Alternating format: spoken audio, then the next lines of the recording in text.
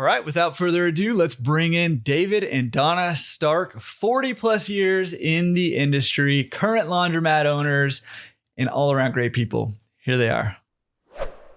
All right, we are back here with David and Donna. Thank you guys for being back on. It's super good to have you. How you guys doing? Great. Absolutely wonderful. Awesome. Our son got married over the weekend, so we are recovering. Hey, congratulations. Your family's growing. How was that with all the, coronavirus stuff going on? And well, there was some, twists and turns, like probably most people have faced, but it was great. We ended up doing it in our backyard, and it was just lovely. And we absolutely love our daughter-in-law. I've been praying for her since the day Craig Stark was born, and my prayers were answered 1,000 times over. She's fabulous. So it was all great. Awesome. Well, you sent me a couple pictures and it looked amazing. Looked very beautiful. It was a good day for a wedding too. Perfect. And it was a good day.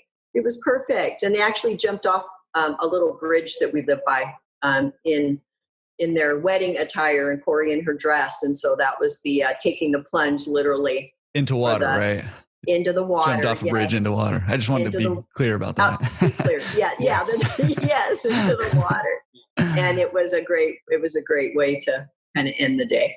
How I don't know that it was a little plunge. I mean, it was probably a 20-foot jump down. So it was pretty good distance down. I think Corey had second thoughts when she got up there. Do I really want to do this? That's a good way to start off the wedding. Yeah. But she did it, so it was great. That's awesome. Well, speaking of a good way to start off, I think, this is a part 2 of interviews with you guys. And, if you haven't listened to part 1, there's a link in the bio, or down in the description. So go listen to part 1. You don't want to miss it. These guys are awesome, and they have so much wisdom they're bringing, and they're just genuine people. So go listen to part 1. But in part 1, we talked about some chickens. So I think maybe to just kick this story back off and pick it up where we left off, let's start with the chickens. Well, let's do that. Yeah, the chickens have to do nothing with me. So let's just start there so we understand that. But it does have to do with my twin brother. And we early on were partners in laundromats.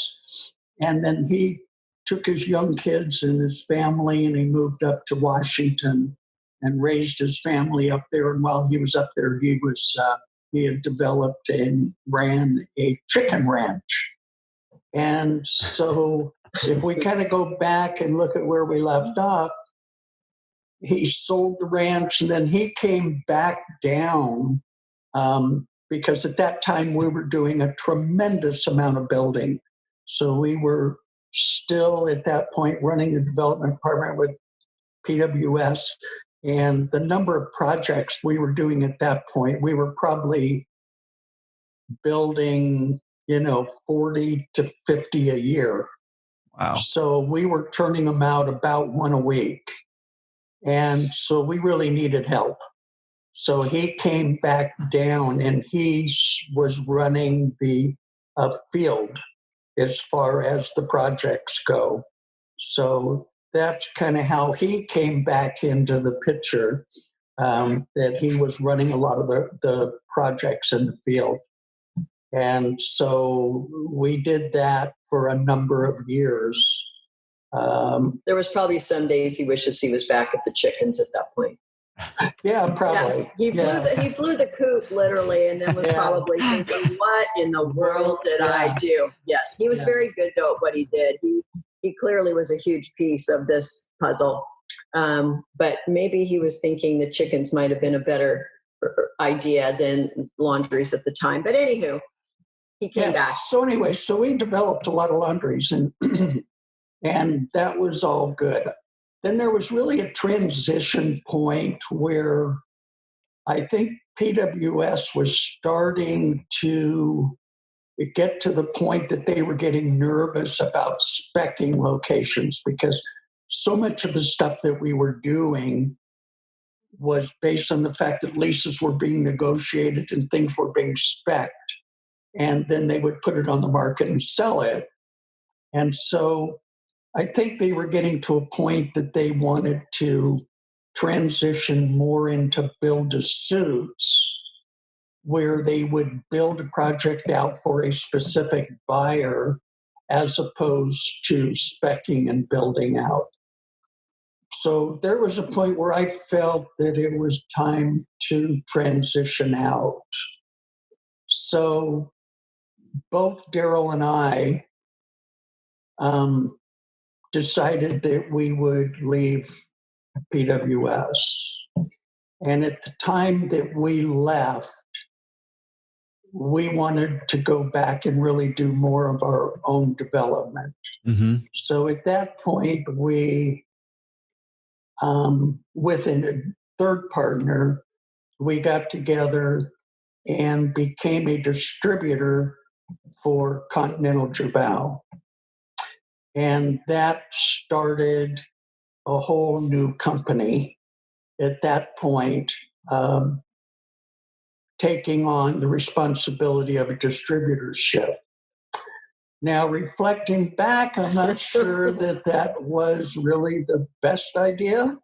I mean, we were really builders. I mean, we were not distributors. It was not our background, and it's not what we really had expertise in. We were better builders than we were distributors. So we, kind of limped along in the beginning trying to get a handle on it. And we did that for a number of years. And we really, in truth, acted more like builders and developers than we did distributors. Well, we branded under a different name at this point now. With what? Sparkling. We started building under the name Sparkling Laundry. Right. That was the distributorship name that we had. We were Sparkling Laundry Systems.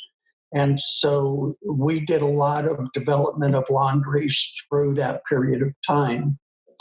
And it was, it was a great experience. I mean, we learned a lot. We did some ancillary things along the way. I know that the kids were probably, I don't know, they might have been 8 or 10 or 12, somewhere in that age group. And we decided we wanted to do a laundry project that we could get them involved in the building of it. Family laundry. Awesome. I love that. Yeah. Oh, boy.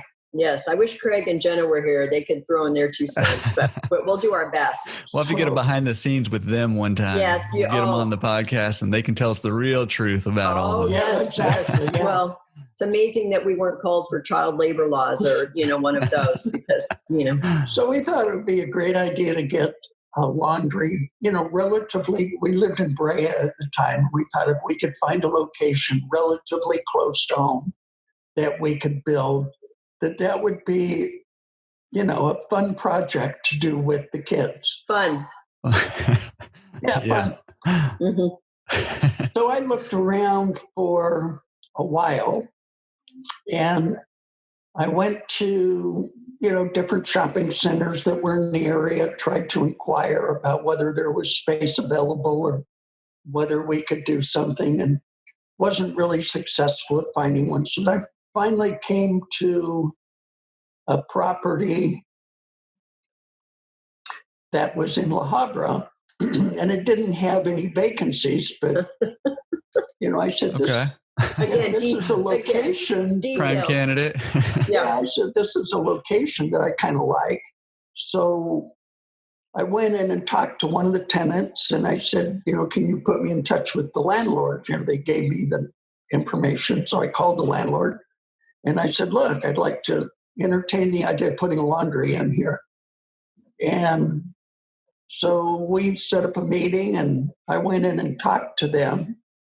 And he goes, well, we do have space that we could give you, that we have a tenant that's going out. And I said, great.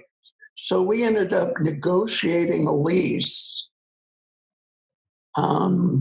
And once we completed the negotiation on the lease, then we thought, well, what about buying the center? It wasn't for sale. It wasn't for sale, but everything's for sale. That is the truth. So what about buying the center? So talked to him, and it happened to be, interestingly enough, he owned a huge amount of industrial property in Nevada. And they also owned some buildings up in the valley. Well, this was one shopping center that was kind of off and out of his geographic area. So he thought it was intriguing. Yeah, well, maybe I can, sell it, and that would be fine. So that's what we ended up doing. So we ended up saying, fine, we'll buy it. So we bought the shopping center. It was a small center, about 15,000 square feet. And it had 7 or 8 tenants in there. A Mexican restaurant, which was just delicious, by the way. That's awesome. Yeah. Yeah, so it was anyway, perfect. so we ended up buying the center, which was great. And so we bought it. Then we went ahead and we built out the laundry. And we obviously got the kids involved in all the processes. So like when we were designing it, we'd sit down with them and show them the design we were doing and why we were doing it the way we were doing it. And then went to the city, to get the permits and go through the process of submitting plans and so forth so that they kind of saw what that was. And then the fun part was making them do some of the work. Uh-huh. Yes. The trenches. Craig will talk to you about the trenches. So it was a lot of fun because we did a lot of the work ourselves. And when he means a lot, it was almost all. No, we did a lot of it ourselves, physically doing it ourselves, because I wanted them in with the process, like all the carpentry work.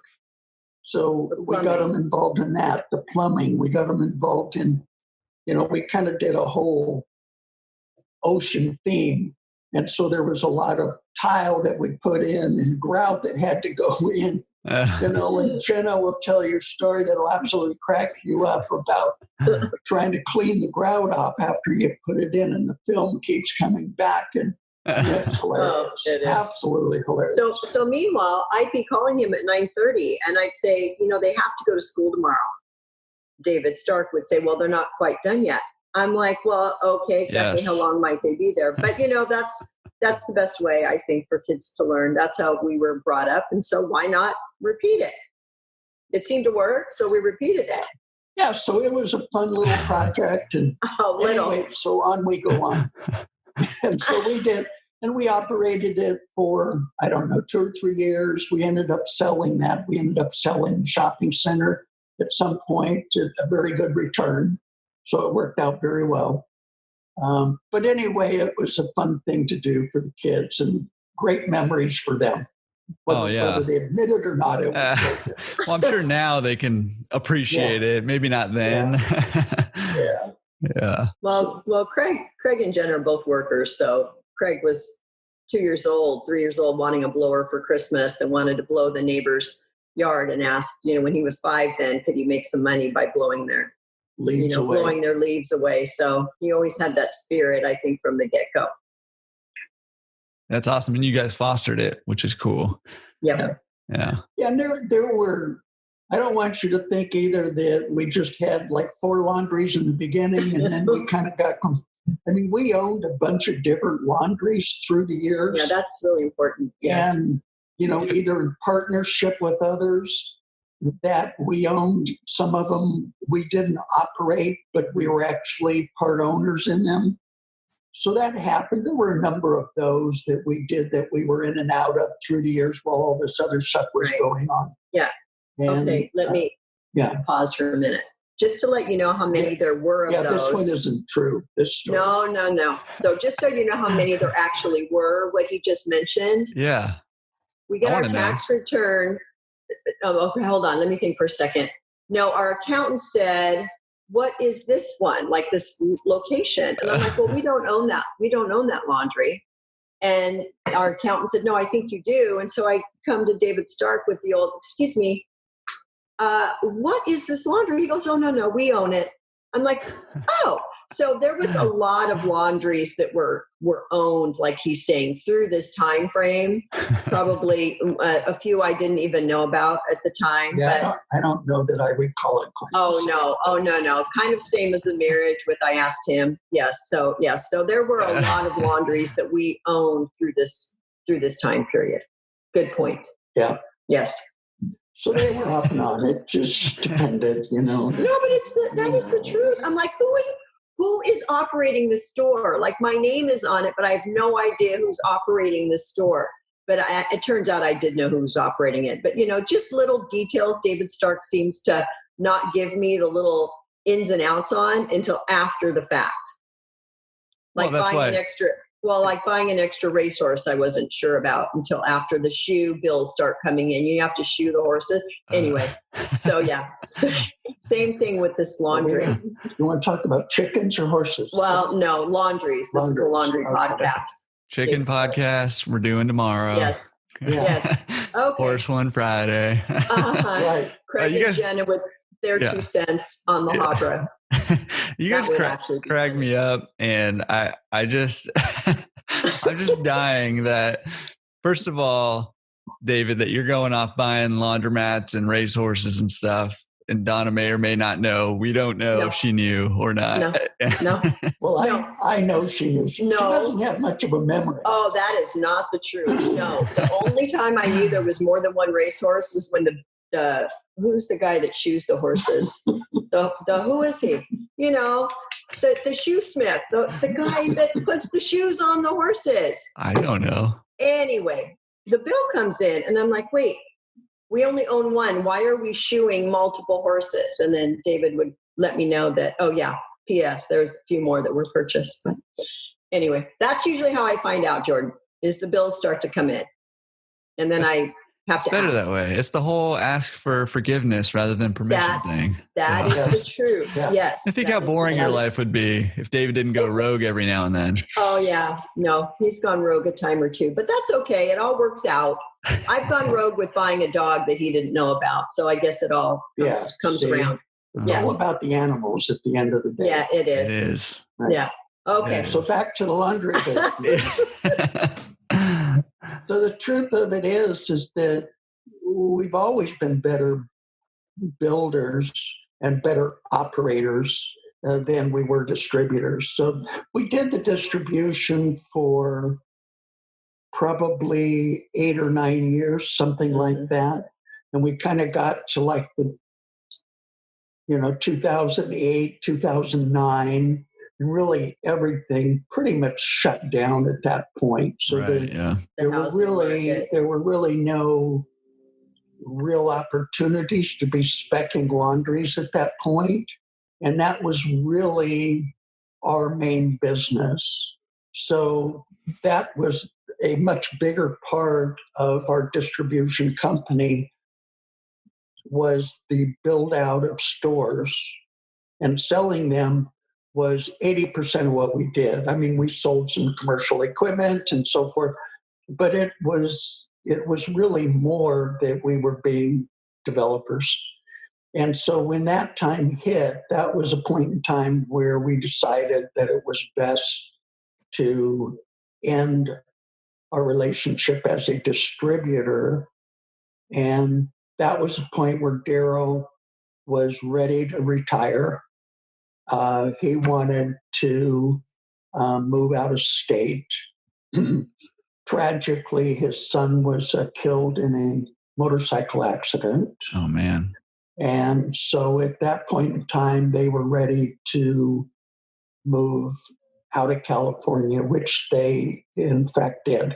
So they ended up moving to Nevada and stayed there for a couple of years. And then they moved up to Oregon, up close to where their daughter was. And that's where they are to this day. So that was kind of a point where we wanted to transition out of the distribution side of the business and operate. And so that's kind of where we got to the point where we took on the group of laundries that we had. And so we bought out the partners at that point. And that's how we ended up with the group of stores that we now operate, because that was the same group that we had built out for ourselves as a distributor. Well, we kept some as we were building them for others under the Sparkling logo. So we were building for others under Sparkling, and then we also kept a chain of stores in-house. And this is the stores he's referring to. Right. So that's where we are today. We've been operating that group of stores. Well, there were 3 of them that we took out of that group. And then there was a 4th one, which is in Riverside, which is one that we had originally built. And it was one that we had originally guaranteed the loan on when it was duilt. And subsequently, they ran into financial trouble during the housing. Not necessarily because of the laundry, but other things, the whole housing market. Right. So anyway, they got into real trouble. And so we ended up having to step back in and take the laundry back. And part of that process was we had to make up about $80,000 worth of back rent. Ouch. In order to step back in and take over the loan, which we did. And so we still operate that store today. So it's a good store. Just a little far away. Does well. Yeah. It's just geographically a little difficult because of the distance. Yeah. Because I think that if you can operate, typically I think if you can operate stores within, a half an hour of what your base is, and I don't care whether that's an office or your home or whatever your base is, if you can operate within a half an hour, I think that's ideal. Doesn't mean you can't operate outside of that, but just a little more efficient if you can geographically have it within a reasonable distance of where you live. Yeah. Well, here in LA, half an hour could be like 3 miles. So. You're right. That is the truth. Not right now, but hopefully soon. Yeah. So we certainly learn how to maneuver around rush hours and stuff. We get pretty good at knowing when to go where. Yeah, because that 91 freeway going out to Riverside is no joke. Right.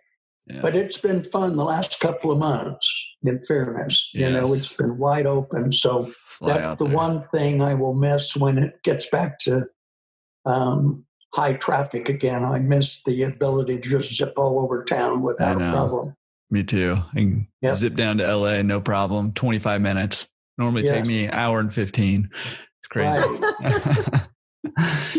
So you guys one of the stores that we had, probably that Donna's talking about, is we had a store in Culver City that we operated for a number of years with a partner, and it was impossible to get over there. It was so hard to get over there. I mean, if there was a problem in the store, and it was 4 hours round trip by the time you go to do something that takes you 5 minutes to fix. And so we ended up selling that one as well.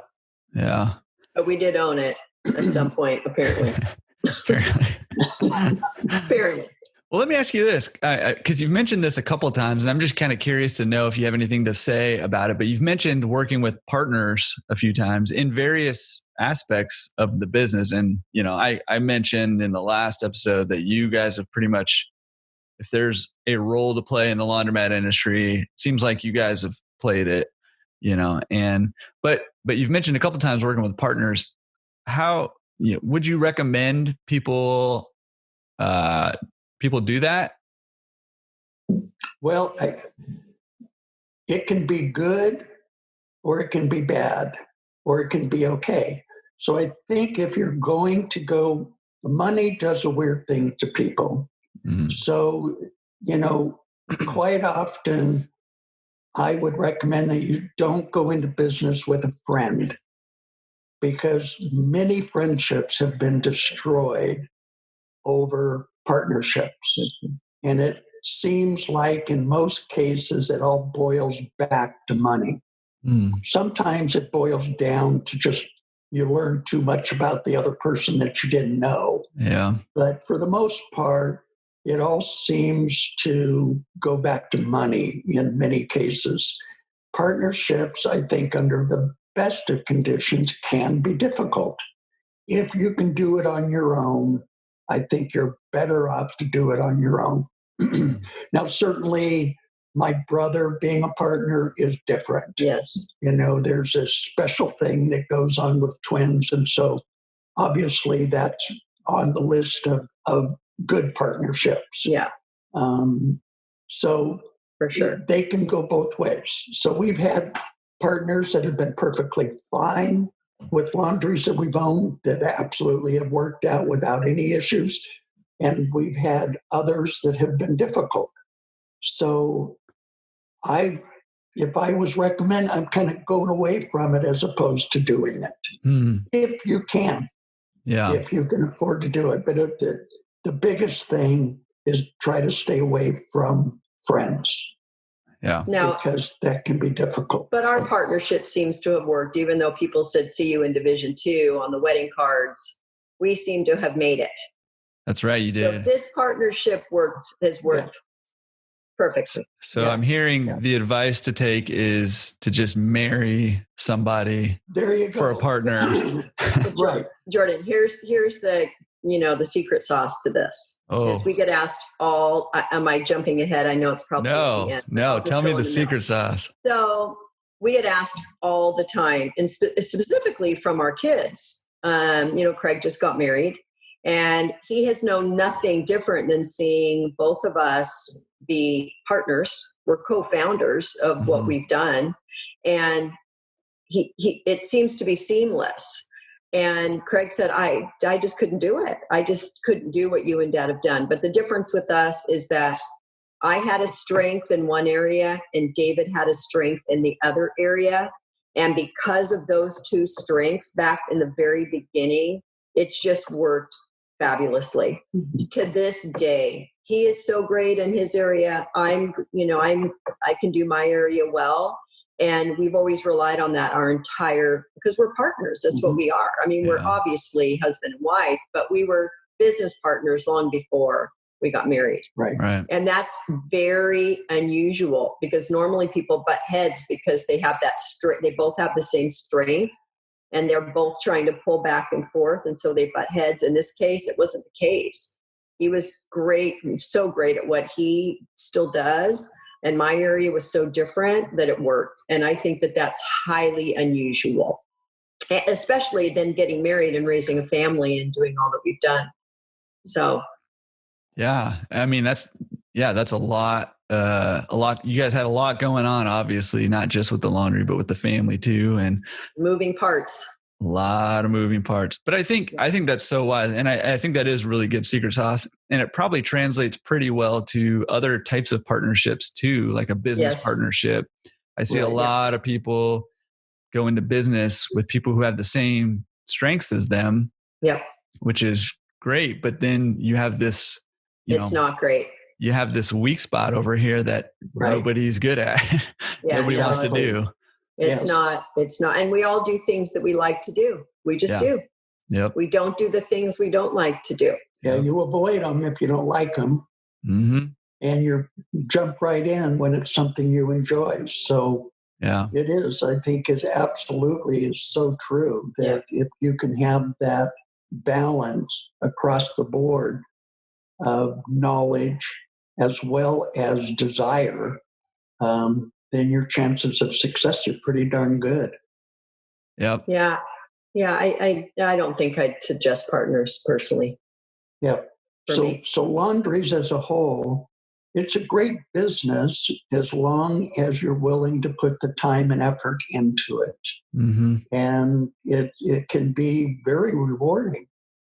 And it's one of these types of businesses that you can build as long as you develop good people along the way, because it's a combination. The basic operation of laundry still is fairly simple.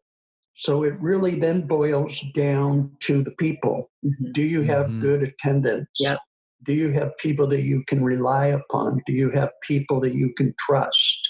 Good managers. That are not going to try and steal the money from you or do things that are disruptive or harmful to your business? Are they there to support what you're doing, or are they there to take advantage of it? So your people are really important when you're trying to develop a business as far as building up your clientele, or if you're trying to expand into multiple stores, then how do you really structure it in such a way that you can manage multiple stores? Because as you add stores, then you have to rely upon others. You can't do it all yourself. So you have to start relying upon others to help you.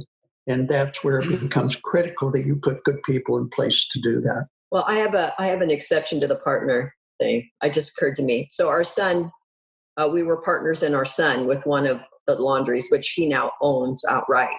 But that's different too. I mean, for us personally, our son's been, such a huge asset to what we've done with this. I mean, he's been the brains behind a lot of the residential service that we're now doing and Fluff and Fold. So that's the one exception for us. For us, having our son was wonderful. Yeah.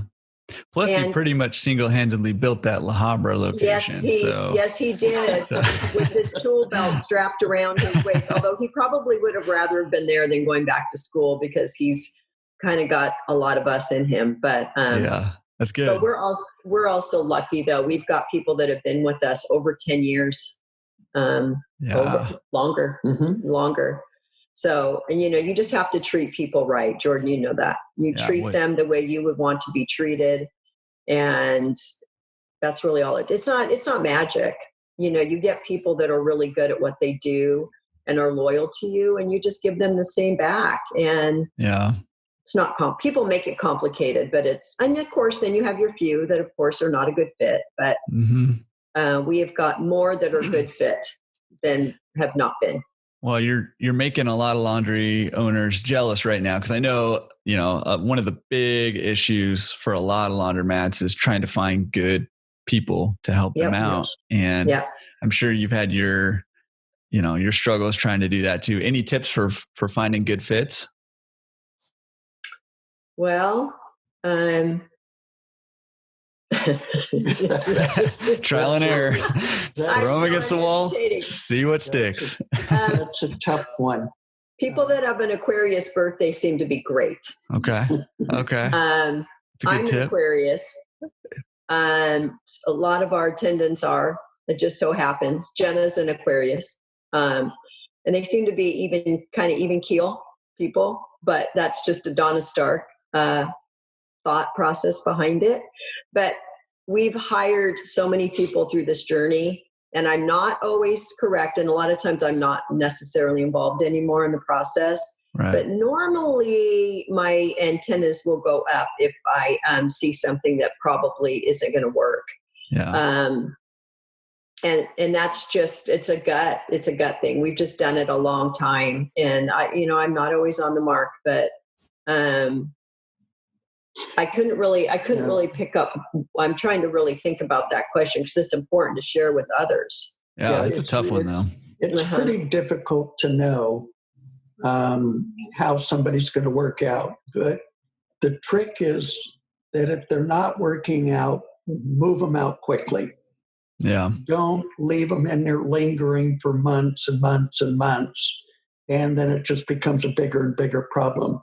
If you see that it's not working, try and move them out very quickly and try and find them. And it's easy to leave them in place. Okay, well, here's one more problem I have to deal with, and one more person we need to train, and one more but you're better off if you go ahead and move them out. Yeah, and because in the long run, the more stable you can make your employee staff, the far better you're going to be able to operate. Right. So I think that it's really important to try and,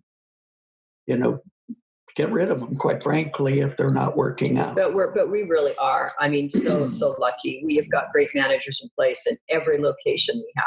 I mean, they've really, a lot of them have just kind of become part of our family, to be honest. And they're very loyal and they're very good. And we make sure they know it. We treat them so that they know it, that how much we appreciate all that they do for us.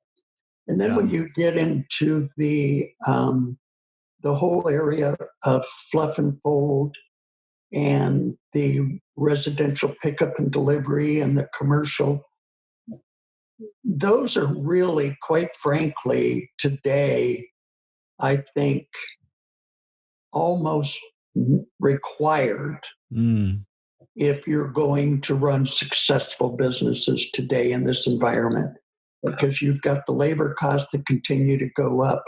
If you're going to be running attended type stores, then you need to have that ancillary income coming in that will help cover some of that payroll cost. Especially here in California. And so then it becomes critical that you have good people, because that is work that you're performing on a daily basis, where you have a product that's coming in and it needs to go back out the next day. And you need to have loyal employees, people that show up, people that come to work when they're supposed to come to work so you can produce the work. Yeah. Because you've got a commitment on the other side in order to get that product back out the next day. Well, and we had people in place so we could do this. There's the key. Yeah. I would not recommend hiring a whole crew of new people to try to start off on this, just to say fluff and fold. We had people in place for years and years before we started doing fluff and fold, and all of that team just became the fluff and fold team. So I would not recommend hiring people and then starting the service. You've got to have your team in place first and then step into that market. If you go the other way, I'm not sure how well it would work. Yeah. Well, that's gold right there, in and of itself. Can I ask you, you may not know, you may not have anything to say about this, and this is totally fine, but I'm just curious. I mean, you've been in the industry so long and you've seen so much. Where do you see the industry going right now, forward in the future? Well, I think that it's developing more and more towards the large stores that can provide all of the services, because I think it's really difficult to make financial sense out of the small stores. It's harder and harder for them to make financial sense. You may be able to operate a small store for some period of years and it's unattended and it kind of moves along, but you never accumulate enough money that you can ever afford to go in and re-equip it. You can't afford to remodel it. And so they just kind of limp along.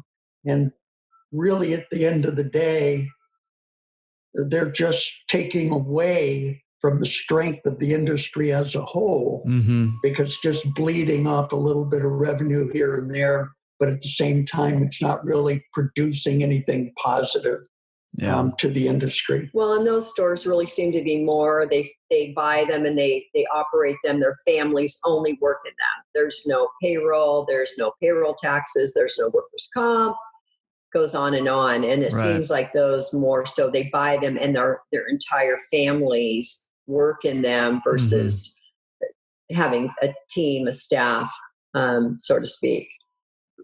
Yeah. And we see a lot of those around here in Southern California for sure.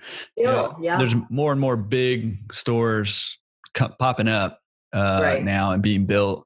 But there's still a lot of those small kind of mom and pop stores like you're talking about. Do you want to know why, Jordan? Because you built them all? Is that why? Yeah, because we built them all. Yes. Those 1,200 square foot bowling alley stores. Yes. We built all of those. And that's why. That's what you built back in the day. It wasn't until, I don't know what year we were building 4,000, 5,000 square foot stores. I mean, all of ours are very large except for one. couldn't really even remember when we started building the 5,000 square foot stores. I mean, it was a while ago. 15 years ago. Yeah, it was quite a while ago. Right. And if there's one area that I think, when I reflect back on what we have done and what I might have done differently, would have been that I would have put more focus on real estate ownership as it relates to the laundry location. Yeah. So that's an area that if people have the ability to do it, and I know that most probably don't, but if they do have the ability to acquire the property and either build a location out or acquire the property of a location that they can purchase, I suggest that's a great idea. How about highly recommend? Highly recommend that if you're thinking of this as a career, and you're thinking of doing this long term, if you can own the property, I believe in the long run, as painful as it may be in the beginning, trying to come up with the resources to do it, in the long run, I think it's a home run for you. Yeah. If at all possible. I cannot agree with you more. And I talk about this all the time, where I love the way that laundromats and real estate kind of interact really well together. And you can get such good cash flow from your laundromat that you don't have to worry as much about maximizing your cash flow with real estate, but it can just build that equity. And so you're getting kind of a good equity play and a good cash flow play kind of all at the same time. And both have, potential for incredible tax benefits also. And all of a sudden you have the three main ingredients of building wealth kind of all working together. Correct. And you got that synergy going. And I think that's great advice personally. Yeah. Thanks, Jordan. Yeah. Thanks. Yeah. Thanks for giving us the thumbs up on that one. Yeah, no problem. A stamp of approval from me. Good. So you're good to go. Continue to buy some real estate if you'd like. Man. Well, let me ask you this. Do you have anything else that you feel like either other owners would benefit from, or people getting into the industry would benefit from? I don't want to leave, I don't want to keep you too long, but I also don't want to leave without giving you the opportunity to share, anything that you want to share with people. Yeah, I mean, probably if I could say anything, I just want people to get into it. I want them to put 100% into what they're doing, because if they do, then they're going to get the rewards, or they're much more likely to, and enjoy the process. Rather than thinking of it as a job or a career, think of it as something that you get to do, that you're helping other people. Yep. Because you are, whether you understand it or not, or really think about it, you're helping a lot of people when you provide a quality service to a community. Clean. And so if you're doing it well, and you'll hear it from your customers. We get it from the customers all the time that will come in and say, thank you for providing the service you provide. Or we're so grateful, your attendants are great. Mm-hmm. We just appreciate the fact that if we have a problem, you're there to take care of it for us, or you're there to fix it. And so that you are giving a lot back to the community. Maybe not directly, but indirectly, you are indeed providing a really necessary service to the community that you're in. So I think that it's something that you ought to be proud of, and not just think of it as you're an operator of a laundromat. Because it might not be glamorous, like we said earlier in the first podcast, restaurants are glamorous, but this has got its own glamour. when you walk into one of our stores, that's, the big stores, and you see the family sitting at the tables and our attendants coming over, helping the kids do their homework, if parents have a struggle with, with English perhaps, that's, to me, I mean, what better thing can you go down in your life knowing that you have been able to help others? And we've always felt that way, that the laundry industry has provided that we feel like we've left a footprint to help. And I think that David's right. If you think about it in those terms, you'll be always proud of what you do, because it's not glamorous per se, but we have always been very happy with this industry for a lot of reasons. Yeah. Yeah. I love that. And, I think kind of the times right now that we're in, as we're recording this, there's still a lot of lockdown happening all over the world, really, because of the COVID-19. And, I think the value of the laundromat industry, the laundry industry, has been shown during this time, not just because it was deemed an essential business, right, but also because it really is providing a service that, is keeping people clean and healthy and safe. And, and that's what we're doing. And so I love that perspective, because it's easy to lose that. It is, that perspective. And just think of it as, oh, I own laundromat, or, the returns are this or whatever, people are going after. But the reality of it is, it is providing a great service for a community, and it is making a difference even when it doesn't feel like it. So I love that. I think if you have that mindset, you'll stay in it for a long time. If you're just looking at the bottom line and numbers and you're not feeling the connection you have with others, it's probably not for you. You probably need to look for something else. But if you have somewhat of a giving heart, and you've got that side to you, as well as being business minded, the two work really well. We even adopted a dog out of one of our locations. Christmas time, there was this little dog that had been thrown out of a car, and it had been picked up. We brought it into the store, and of course the attendants are FaceTiming me, and David's like, oh my gosh, we are going to end up with another dog. And they called it Sparkly, and one of our customers adopted it. And so we have a success story for a dog adoption, because I want to own a doodle rescue one day, Jordan, just in case you were wondering. A doodle rescue. A doodle rescue.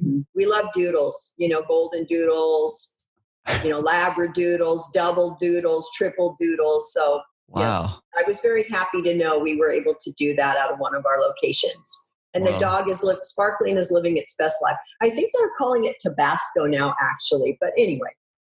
How dare they? That dog was already branded.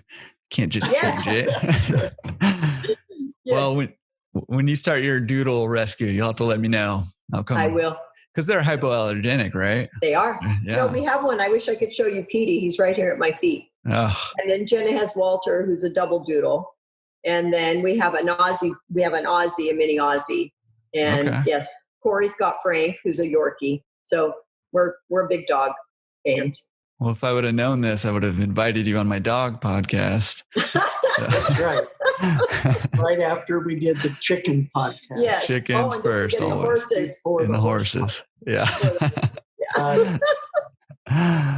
Well, guys, I could talk to you guys all day long, and thank you guys so much for being on the podcast. I would love, down the line to have you guys back on again and, hear even more from you guys, because I know we just scratched the surface of, your experience and your wisdom and your generosity even. And so appreciate you guys coming on, and My pleasure. Yeah, just, you're welcome here anytime. Anytime. You might want to do the Craig and Jenna La Habra.